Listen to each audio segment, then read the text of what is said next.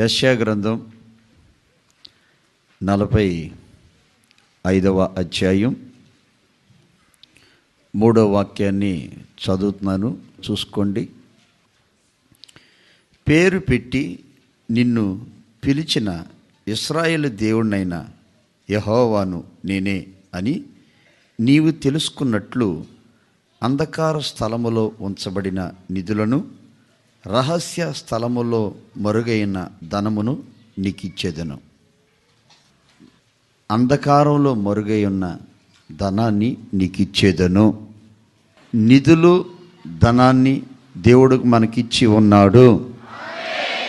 అది రహస్యములో ఉన్నా, అది అంధకారంలో ఉన్నా దేవుడు నీకిచ్చునుగాక. పారసీకపు రాజు కోరెషు రాజుతో దేవుడు ఈ విషయాన్ని చెప్పారు. యెరూషలేములో ప్రాకారాలు కట్టాలి, యెరూషలేములో ప్రార్థనా మందిరాన్ని కట్టాలి. ప్రార్థనా మందిరం కట్టాలంటే అది చిన్న విషయం కాదు, అది సామాన్యమైన విషయం కాదు. కోరెషు యెరూషలేములో ప్రార్థనా మందిరాన్ని కట్టాలి అన్నప్పుడు కోరెషు కాస్త గుండెల్లో ఒక భయం పుట్టుకుంది. మందిరం కట్టాలంటే బంగారం కావాలి కదా, మందిరం కట్టాలంటే వెండి కావాలి కదా, మందిరం కట్టాలంటే ముత్యాలు కావాలి కదా, మందిరం కట్టాలంటే వెలగల రాళ్ళు కావాలి కదా, మందిరం కట్టాలంటే ధనం కావాలి కదా. ఇది నా వల్ల అవుతుందా? ఇది ప్రజల వల్ల అవుతుందా? ఇది నేను చేయగలుగుతానా అని ఆందోళనకి గురైనప్పుడు దేవుడు తనతో మాట్లాడుతున్నాడు.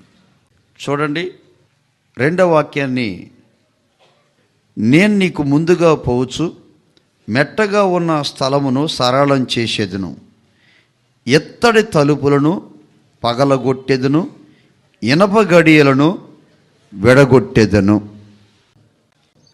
పగలగొట్టి విడగొట్టి అంధకారంలో ఉన్న, రహస్య స్థలంలో ఉన్న ఆ నిధులను, ఆ ధనాన్ని నీకు నేను ఇచ్చి ఉన్నాను అని ఎప్పుడైతే దేవుడు చెప్పాడో, కోరెషు రాజు దేవుని ప్రజల్ని పిలిచి, దేవుడు నాతో మాట్లాడారు, మీరందరూ బయలుదేరండి దేవుని మందిరం కట్టడానికి, దేవుడు నాకు అన్నీ ఇస్తానన్నాడు అని ప్రజల్ని ప్రోత్సహించడం జరుగుతుంది. మన గుండెల నిండా ఎన్నో పలు విధములైన సమస్యలు చోటు చేసుకుంటాయి.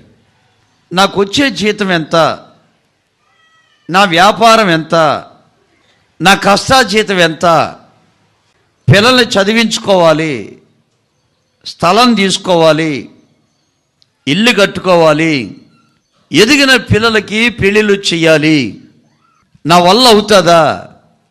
ఇలాగ చాలామంది నిరుత్సాహంలో ఉన్న వాళ్ళతో నీతో నాతో దేవుడు చెప్తున్న మాట, నీ కొరకు ఎత్తడ తలుపులు పగలగొడతాను, ఇనప గడియలు విడగొడతాను. అది అంధకారంలో ఉంది, నీకు తెలీదు. అది రహస్య స్థలాల్లో ఉంది, నీకు తెలీదు. నిధులైనా ధనమునైనా నీకిచ్చేటట్లుగా నా ప్రభు చేయనుగాక. ఆమేన్. బైబిల్లో అబ్రహాముని పేరు పెట్టి దేవుడు పిలిచారు. అబ్రహాం వచ్చేసాడు. ఆయన దేవుడికి ఆయనకి నిధులు, ధనాన్ని ఇచ్చాడు. ఆయన యాకోబుని పేరు పెట్టి పిలిచాడు. ఆయన నిధులు, ధనాన్ని ఒక్క చేతికరతో వెళ్తే ఇచ్చేసాడు. ఆయన ఇస్సాకుని దేవుడు పిలిచాడు. ఆయన నిధులు, ధనాన్ని ఇచ్చేసాడు. ఆయన ఇలాగ భక్తుల జీవితాల్లో నిధులు, ధనాన్ని ఇచ్చారు. మనమే ఇంటూ ఉంటాం అక్కడక్కడ, ఏమంటే ఒకప్పుడు నాకు తింటాకు లేదండి, సరిగ్గా ఉండడానికి నీళ్ళు లేదండి, అసలు ఉద్యోగమే లేదండి, చేతి పని లేదండి, ఈ రోజున నేను తిని మిగిలేటట్లుగా అటువంటి స్థితిలో నా దేవుడు ఉంచాడు అని చెప్పగలిగిన స్థితిలో ఎంతోమందిని దేవుడు ఉంచాడు. ఆమేన్. కీర్తనల గ్రంథం 144వ అధ్యాయం 13వ వాక్యం, మా కొట్లు నింపబడి పలు విధములైన ద్రవ్యములకు నిధులుగా ఉన్నవి. మా గొర్రెలు వేల కొలదిగాను 10,000 కొలదిగాను మా గడ్డి బీళల్లో పిల్లలను వీనతా ఉన్నవి. మా కొట్లు నింపబడి పలు విధములైన ద్రవ్యములకు నిధులుగా ఉన్నవి. ఎగ్జాంపుల్ వివరిస్తానండి. ఆ పల్లెటూరులో కిరాణా కొట్టు ఉంది. అమ్మా కొంచెం నూనె అంటే ఇస్తావా? నూనె తీసుకో. కారం వేస్తావా? తీసుకో. ఉప్పు ఎత్తావా? తీసుకో. చింతపండు ఇస్తావా? తీసుకో. ఏది అడిగినా కొట్లో ఏది అడిగినా లేదంట్లో ఇస్తానే ఉన్నారు. అంటే అర్థం ఏంటి? ఆ కిరాణా కొట్లో అన్ని విధాలైన వస్తువులు ఆ కిరాణా కొట్లో ఉన్నాయి. అవునా? కొన్ని కొట్లకు పోతే బాబు అంటే పలానా వస్తువు ఇవ్వండి అంటే అది మా దగ్గర లేదండి. పోనీ పలానా ఉందండి, మా దగ్గర లేదండి. పలానా ఉందండి, మా దగ్గర లేవండి. మీ దగ్గర ఏమున్నాయి చెప్పండి, అసలు ఇవే ఉన్నాయండి అంటారు. అవునా కదా? ఇక్కడ దేవుడు ఏం చెప్తున్నాడంటే మా కొట్లు నింపబడి పలు విధములైన ద్రవ్యములకు నిధులుగా ఉన్నవి. ఆమేన్. ఇప్పుడు చూడండి, శారేపతి తల్లి మనకు అందరికీ తెలుసు. ఆ ఇంట్లో నూనె బుడ్డి ఒకటే ఉంది. ఆ ఇంట్లో ఉట్టులో పిండి మాత్రమే ఉంది. కానీ ఆ పిండి తీస్తూ ఉంటే ఊరుతూ ఉంది, నూనె తీస్తూ ఉంటే వస్తూ ఉంది. దాన్ని నిధి అంటారు. ఆమేన్. ఇప్పుడు రాయలసీమలో చూడండి, అక్కడక్కడ గనులు, నా బండ గనులు ఉంటాయి. మన విశ్వాసులకు ఉన్నాయి. ఈ కొలుముంట్ల ఆ సైడు అక్కడికి వెళ్ళి చూస్తే అంచును నిలబడితే చాలా లోతు ఉంది. 500-600 అడుగు లోతు. ఏందన్నా ఎప్పుడు తవ్వారంటే, నేను నా చిన్నప్పటి నుంచి తవ్వుతూనే ఉన్నామన్నా. అన్నగారి వయసు ఎంత? 50 సంవత్సరాలు. చిన్నప్పటి నుంచి తవ్వుతూనే ఉన్నాం. ఎంత తవ్వున నా బండ్లు వస్తూ ఉన్నాయి, ఆ నా బండ్లు అమ్ముతూనే ఉన్నారు. చూడండి, అలాగేనంట మనం ఆరాధిస్తున్న దేవుడు యేసుక్రీస్తు యొక్క రక్తములో కడగబడిన మనం. అందుకని నీతిమంతుని ఇల్లి గొప్ప ధననిధి, తండ్రి యొక్కయు కుమారుని యొక్కయు పరిశుద్ధాత్మ నామములో ఎవరైతే రక్తములో కడగబడి ఒక విలువైన పవిత్రమైన జీవితాన్ని ఎవరైతే జీవిస్తారో వాళ్ళు ఇల్లంటే గొప్ప ధననిధిగా దేవుడు మార్చునుగాక. కొడదమ్మ గట్టిగా చెప్పాలి.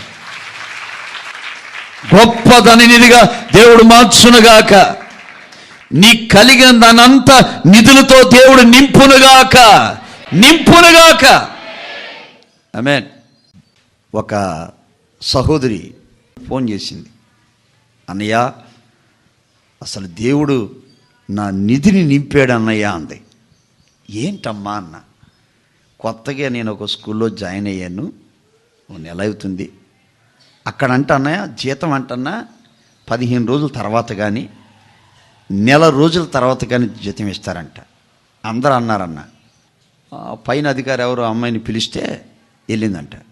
వెళ్తే 1వ తారీఖునే ఏమంటే జీతం చేతిలో పెడితే ఆ అమ్మాయి జీతం బయటికి తీసుకుని వస్తుంటే తోటోళ్ళు అడిగారంట, ఏంటి డబ్బులు అంటే, నెల జీతం ఇచ్చారు. అబ్బే కుదరదు, 15 కానీ నెల కానీ దాటాలి. మొత్తం ఆ స్టాఫ్ అంతా ఆశ్చర్యపోయారన్నమాట. దేవుడు ఎవరో తెలుసా? ఇంట్లో ఏదో కొరత ఉంది, ఏదో ఇబ్బంది ఉంది. చూడండి, ఆ కొట్లలో కొదవ ఉండకూడదని అదిగో దేవుడు పలు విధమైన ద్రవ్యములతో నింపునుగాక. ఆమె పలు విధములైన ద్రవ్యములతో మీ నిధులన్నీ దేవుడు నింపునుగాక. ఆమేన్.